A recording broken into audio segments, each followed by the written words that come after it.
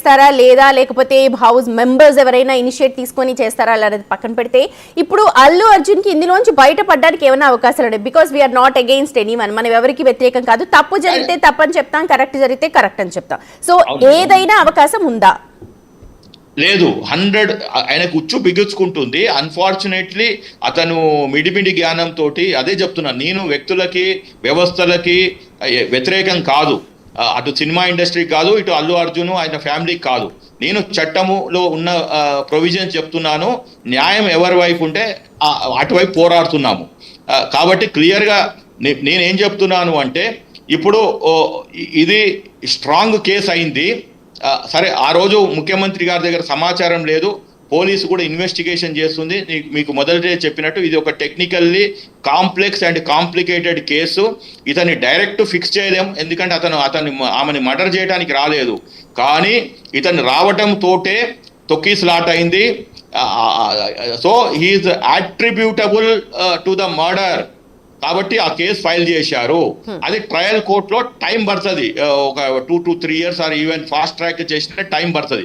కానీ ఈ లోపల వీళ్ళు ఏం చేస్తున్నారు, బయట వాళ్ళకున్న అర్ధబలము అంగబలము, తర్వాత ఈ పొలిటికల్ అదరు నేషనల్ పార్టీస్, తర్వాత ఇక్కడ ఉన్న లీడర్ ఆఫ్ అపోజిషన్ ని వీళ్ళు తీసుకొని ప్రభుత్వానికి కూడా దోసి ఈ కేసు ఉండదు కదా అనేది వీళ్ళ ఆలోచనకు వచ్చారు. ఇప్పుడు they are firm opinion that we will dislodge this government, we will topple this Revanth Reddy Sarkar, and so that these cases will not be there on Allu Arjun, and also that ఈ ఫార్ములాలు ఉన్న case, ఇంకా వేరే కేసులలో రేపు వచ్చే కేసుల నుంచి మేము బయటపడతాము.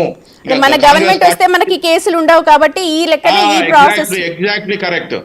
అయితే ఇప్పటిదానికా ఎవరు డేర్ చేయలేదు. ఇప్పుడు ఈ పర్సన్ డబ్బులు ఉన్నాయి, గత 3 సంవత్సరాల నుంచి నేను ముఖ్యమంత్రిని మార్చేసినాను, ఇందాక మీరు చెప్పినట్టు ఆ సినిమాలో సన్నివేశాన్ని ఇతను రియల్ గా ఇంప్లిమెంట్ చేస్తున్నాడు. రైట్. శ్రీనివాస్ రెడ్డి గారు, ఇప్పుడు మొత్తం ఒక 50 ప్రశ్నలు కావచ్చు, 100 ప్రశ్నలు కావచ్చు, చిక్కడపల్లి పోలీస్ స్టేషన్లో అయితే గత గంటన్నర నుంచి కూడా అడుగుతూ ఉన్నారు, క్వశ్చన్స్ అని ప్లేస్ చేస్తూ ఉన్నారు. సో రెగ్యులర్ ప్రొసీజర్ ఎలా ఉంటుంది? ఆఫ్టర్ క్వశ్చనింగ్ వదిలేస్తారా, లేకపోతే సీన్ రీకన్స్ట్రక్ట్ చేస్తారా, లేకపోతే ఏం జరుగుతుంది? First is they have prepared a questionnaire with what the information they had with that police దగ్గర ఉన్నది. రెండవది, అతను ఏదైతే డినయల్ చేశాడో మీడియాలో అది కూడా పబ్లిక్ డొమైన్స్ తీసుకున్నారు. Based on that they prepare questionnaire. అది 20-30 అని కాదు, 100-200 క్వశ్చన్లకు కూడా వెళ్తాది. కొన్ని సింపుల్ క్వశ్చన్స్ ఉంటాయి, కొన్ని ఎలాబరేట్ ఉంటాయి, అట్లా ఉంటాయి. కొన్ని ఏమో ఓపెన్ ఎండెడ్ ఉంటాయి, కొన్ని క్లోజ్డ్ ఎండెడ్ క్వశ్చన్స్ ఉంటాయి. ఇట్ ఈస్ ఎ వెరీ అంటే అదొక scientific way of doing to extract, confess and also his motive. ఇప్పుడు అతను ఏమంటుండు, సినిమా చూడటానికి వచ్చాను కాదు. పోలీసులు ఈ క్వశ్చనీర్ తోటి ఎస్టాబ్లిష్ చేసేది ఏంది అంటే, ఫస్ట్ది అతనికి థియేటర్ వాళ్ళు క్లియర్గా చెప్పారు పర్మిషన్ డినయల్ అయింది, మీరు రాకండి అని. ఎందుకంటే పోలీస్కి ఇతనికి మధ్యన థియేటర్ వాళ్ళు వారధి, they are the bridge to get the permission, and they invite చేశారు. ఇప్పుడు సంధ్యా థియేటర్ వాళ్ళు కూడా ఒప్పుకున్నారు, మేము ఆయనకు చెప్పామండి, ఆయన వచ్చాడు అని. సో ఇలాంటి ఈ స్టేట్మెంట్స్ని వాళ్ళు ఎగ్జామిన్ చేసి అతనికి క్వశ్చన్స్ అడిగితే అవి రికార్డ్ చేస్తారు. అదంతా అయిపోయినాక అది 1 రోజు జరగవచ్చు, 2 రోజు జరగవచ్చు.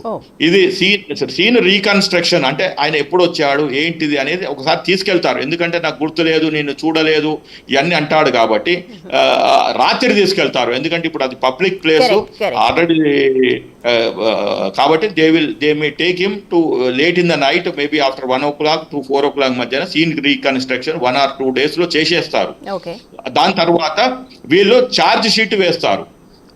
ఓకే, సో ఛార్జ్ షీట్ వేయటానికి ఇప్పుడు వాళ్ళకి ఇది కావాలి. ఇతను సహకరించలేదు అనుకోండి, if is not cooperating, because ఆ interim bail one of the condition is that you have to cooperate with the police investigative officer తోటి మీరు కోఆపరేట్ చేయాలి, మీ దగ్గర ఉన్న సమాచారాన్ని ఇవ్వాలి. ఇప్పుడు వీళ్ళు నాన్ కోఆపరేటివ్ అనుకుంటే అప్పుడు వీళ్ళు ఏం చేస్తారు, మళ్ళీ ఒక అప్లికేషన్ మూవ్ చేస్తారు, is not cooperating, so we want to do a custodial interrogation అంటే పోలీసులు వాళ్ళ కస్టడీలోకి తీసుకొని ఇంట్రాగ్రేట్ చేస్తారు. ఇప్పుడు ఓన్లీ అలా పిలుస్తున్నారు, may or may not cooperate. Custodial interrogation అంటే పోలీసులకు కొన్ని అంటే పవర్స్ ఉంటాయి. ఓకే, రైట్ అండి. శ్రీనివాస్ రెడ్డి గారు, థ్యాంక్ యూ సో మచ్ మాతో మాట్లాడినందుకు. అది శ్రీనివాస్ రెడ్డి గారు పిటిషనర్ మాట్లాడిన విషయాలు. ప్రస్తుతం అయితే అల్లు అర్జున్ ని చిక్కడపల్లి పోలీసులు ప్రశ్నిస్తూ ఉన్నారు. దాదాపు గంటన్నర పైగా ప్రశ్నల వర్షాన్ని కురిపిస్తూ ఉన్నారు.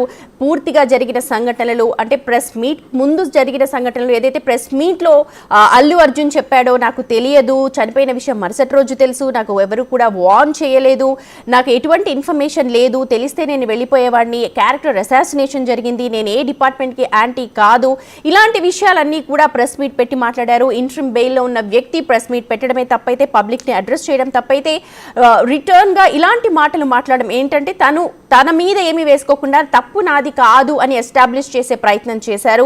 సో ఈ నేపథ్యంలోనే పోలీసులు మళ్ళీ